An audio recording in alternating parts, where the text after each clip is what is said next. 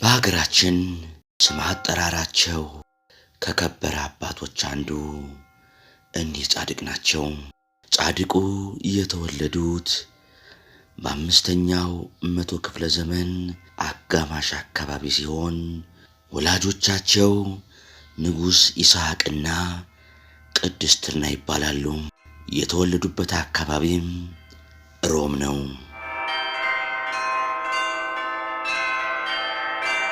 በስመ አብ ወወልድ ወመንፈስ ቅዱስ አሐዱ አምላክ አሜን። አቡነ አረጋዊ ዘደብረ ዳሞ።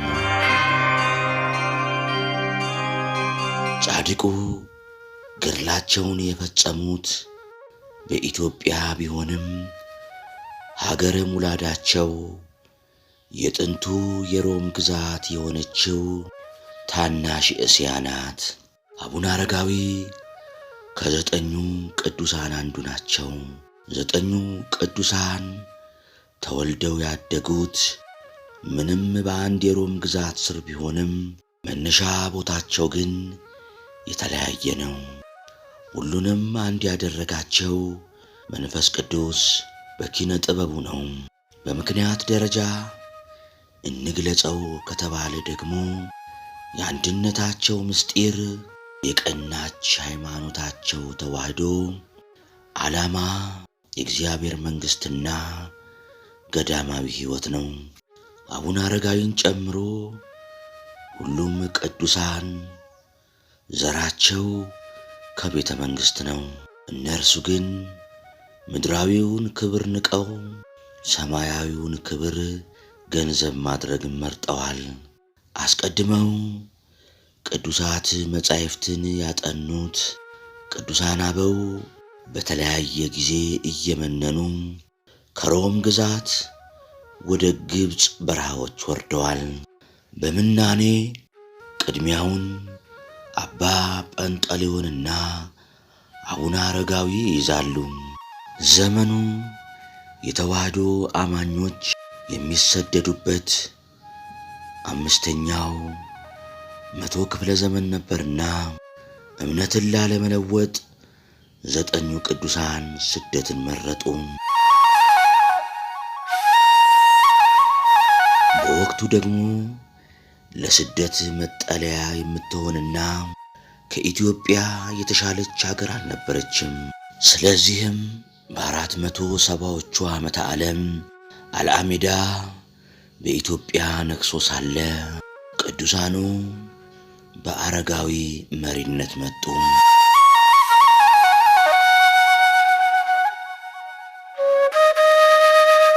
ንጉሡም ሲጀመር የእግዚአብሔር እንግዳ ስለሆኑ፣ ሲቀጥል ደግሞ ቅድስናቸውን ተመልክቶ መልካም አቀባበልን አደረገላቸው።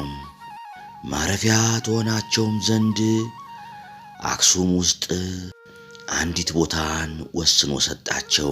ይቺ ቦታ ቤተ ቀጢን ትባላለች። አቡነ አረጋዊና 8ቱ ቅዱሳን ወደ ሀገራችን እንደገቡ የመጀመሪያ ሥራቸው ቋንቋን መማር ነበር። ልሳነ ግዕዝን በወጉ ተምረው እዛው አክሱም አካባቢ ሥራቸውን አንዳሉ።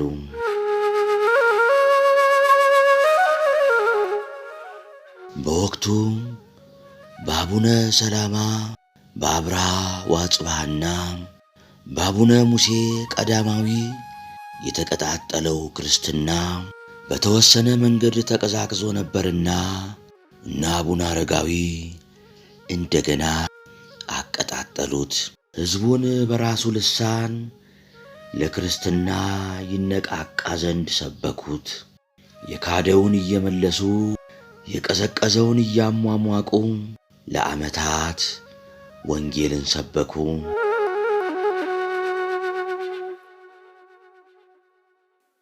ቀጣዩ ሥራቸው ደግሞ መጻሕፍትን መተርጎም ሆነ።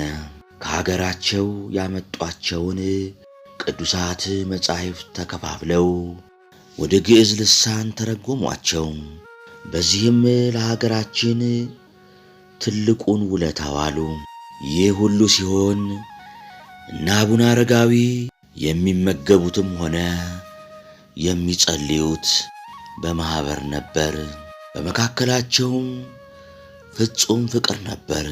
ጸጋ እግዚአብሔር አልተለያቸውም። የእነ አቡነ አረጋዊ ቀጣዩ ተግባራቸው ደግሞ ገዳማዊ ሕይወትን ማስፋፋት ሆነ። ይህን ለማድረግ ግን የግድ መለያየት አስፈለጋቸው። እያንዳንዱም መንፈስ ቅዱስ ወደ መራው ቦታ ሄደም። አባ ጰንጠሌዎን በጾማይት፣ አባ ገሪማ በመደራ፣ አባ ሊቃኖስ በቆናጽል፣ አባ ይምአታ በግርአልታ፣ አባ ጽሕማ በጸድያ፣ ሌሎችም በሌላ ቦታ ገዳማትን መሰረቱ። አባ አረጋዊ ደግሞ በመንፈስ ቅዱስ መሪነት ምርጫቸው ዳሞ እዛው ትግራይ ሆነ።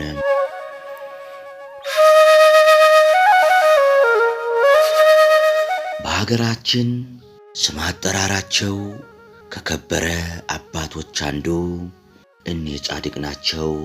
ጻድቁ የተወለዱት በአምስተኛው መቶ ክፍለ ዘመን አጋማሽ አካባቢ ሲሆን ወላጆቻቸው ንጉሥ ይስሐቅና ቅድስት ዕድና ይባላሉ። የተወለዱበት አካባቢም ሮም ነው። ስማቸው ብዙ አይነት ነው። ወላጆቻቸው ዘሚካኤል ሲሏቸው በበረሃ ገብረ አምላክ ተብለዋል። በኢትዮጵያ ደግሞ አረጋዊ ይባላሉ። አቡነ አረጋዊ ምንም የንጉሥ ልጅ ቢሆኑም በልጅነታቸው መጻሕፍትን ተምረው ነበርና ጠፍተው ገዳም ገቡ።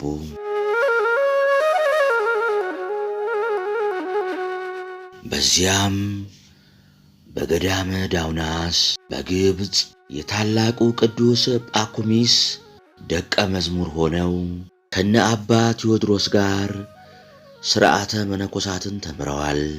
ከመነኮሱ ከዓመታት በኋላም ወደ ሀገራቸው ሮም ተመልሰው በማስተማር 7 ያህል የቤተ መንግሥት ሰዎችን ወደ ምናኔ ማርከዋል። የት ሊሄድ ብለው ቢያስቡም ቅዱሱ መልአክ በክንፉ ጭኖ ወስዶ ኢትዮጵያን አሳያቸው። ተመልሰውም ለ8 ባልንጀሮቻቸው ሀገርስ ባሳዩአችሁ ሐዋርያ ሳያስተምራት በሕጉ በሥርዓት ጸንታ የምትኖር ብለው ከ8ቱ ጋር ወደ ኢትዮጵያ መጡ።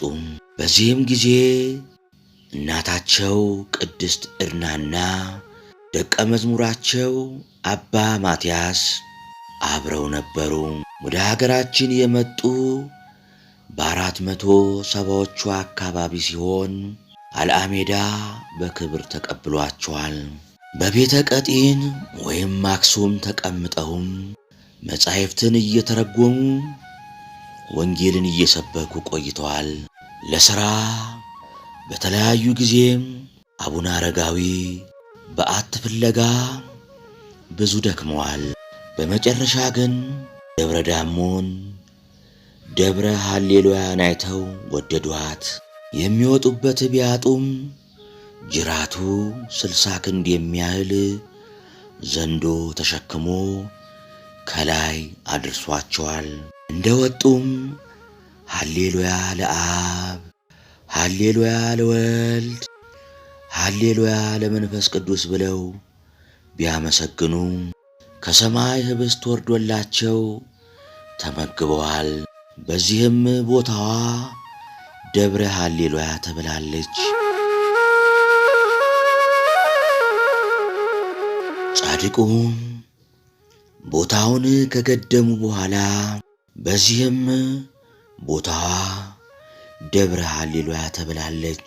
ጻድቁ ቦታውን ከገደሙ በኋላ ከተለያየ ቦታ መጥተው 6000 ያህል ሰዎች በእጃቸው መንኩሰዋል። ምናኔን በማስፋፋታቸውና ሥርዓቱን በማስተማራቸውም አቡሆሙ ለመነኮሳት ዘኢትዮጵያ የኢትዮጵያ መነኮሳት አባት ይባላሉ። አቡነ አረጋዊ በሕይወታቸው ከተጋድሎ ባሻገር በወንጌል አገልግሎትና መጻሕፍትንም በማዘጋጀትም ደክመዋል። ቅዱስ ያሬድና አፄ ገብረ መስቀልም ወዳጆቻቸው ነበሩ። በተራራው ግርጌ ያለችውን ኪዳነ ምሕረትን ለሴቶች ሲገድሟት ቀዳማዊዋ መነኮስ እናታቸው ንግሥት ዕድና ሆናለች። ጻድቁ ንጹሕ ሕይወታቸውን ፈጽመው በተወለዱ በ99 ዓመታቸው በገዳሙ በስተ ምሥራቅ አካባቢ ተሰውረው ብሔረ ሕያዋን ገብተዋል። ጌታም 15 ትውልድን የሚያስምር የምሕረት ቃል ኪዳን ሰጥቷቸዋል። ዛሬ ጥር 14 ቀን የተወለዱበት ቀን ነው። አምላከ ቅዱሳን ለእርሳቸው ካደለው ፍቅራቸው ለእኛም አይንሳን፣ በረከታቸውንም ያሳድርብን። አሜን።